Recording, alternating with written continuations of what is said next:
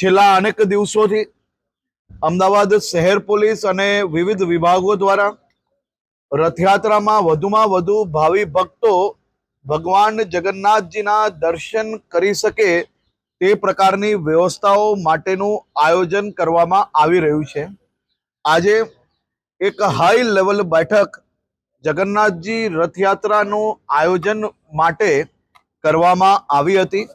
2 કલાક સુધી ચાલેલી આ બેઠકમાં સંપૂર્ણ વ્યવસ્થાઓ, વધુમાં વધુ ભાવિ ભક્તોને સુવિધાઓ સાથે વધુમાં વધુ ટેકનોલોજીનો ઉપયોગ બી સોશિયલ પોલીસિંગ જોડે કરી શકાય તે દિશામાં આવનારા દિવસોમાં કામગીરી કરવામાં આવશે।